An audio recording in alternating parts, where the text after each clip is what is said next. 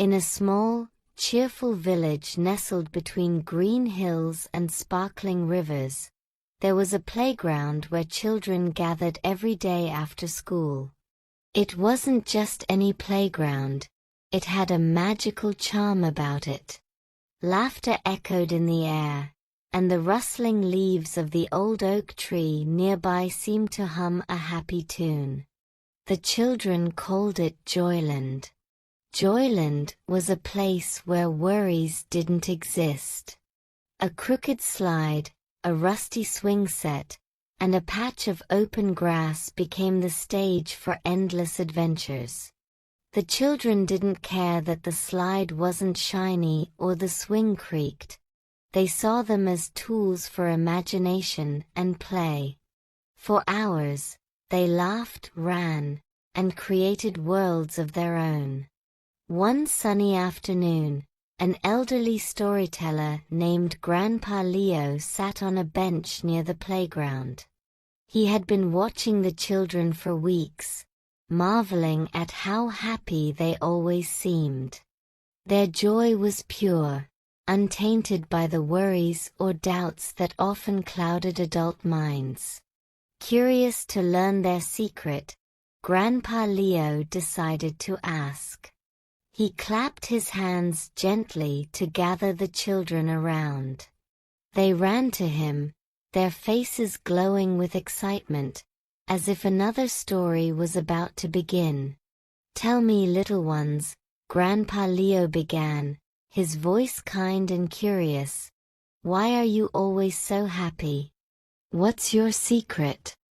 The children looked at each other, puzzled at first. They hadn't thought about it before. It just came naturally to them. But soon, one by one, they began to share. A bubbly girl named Emma spoke first. "We're happy because we don't think too much about things. When we play, we just play. We don't worry about yesterday or tomorrow." Grandpa Leo nodded. "So, you live in the moment. You enjoy what's happening right now." "Yes," shouted the children in unison, grinning. Next, a boy named Oliver added, "And we don't care if we win or lose. It's just fun to play. Like yesterday, when I was in tag for the whole game, I didn't mind. I still had fun." Grandpa Leo smiled. "So, you don't focus on being perfect or always winning. You find joy in the effort, not just the result." The children nodded, and a shy girl named Lily raised her hand. "We also share things. If someone doesn't have a toy or a snack, we always share. It makes everyone happy." "Ah," said Grandpa Leo, "sharing brings people closer. It's kindness that spreads happiness to everyone." Then, a mischievous boy named Max jumped up. "And we make everything an adventure. Yesterday, the grass was a jungle, and we were explorers. The day before, the slide was a rocket ship.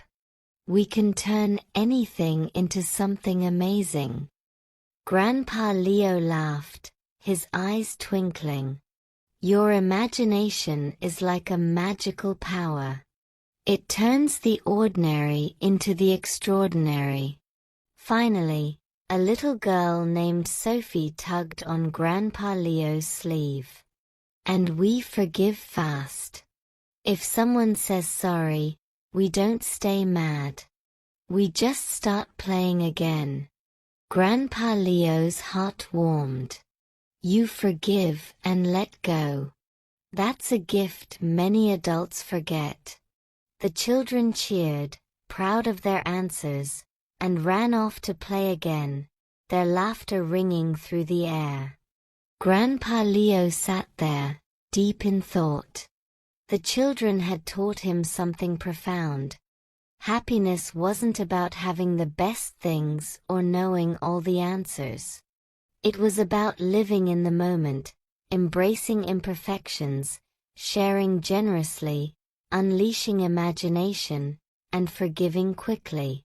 That evening, Grandpa Leo wrote down everything he had learned from the children in his notebook. He titled it, The Secrets of Joyland. Inspired by their wisdom, he decided to share these lessons with the villagers. The next day, he gathered everyone in the town square and told them what he had learned. The adults listened intently, realizing how much they had forgotten in their busy lives. They had spent so much time chasing happiness that they'd overlooked the simple ways to find it. From then on, the villagers began joining the children in their games. Parents played tag, grandparents shared stories, and everyone let their imaginations run wild. The playground, once just a place for children, became the heart of the village, a symbol of happiness for all. Years later, when Grandpa Leo was gone, the villagers still remembered his lessons.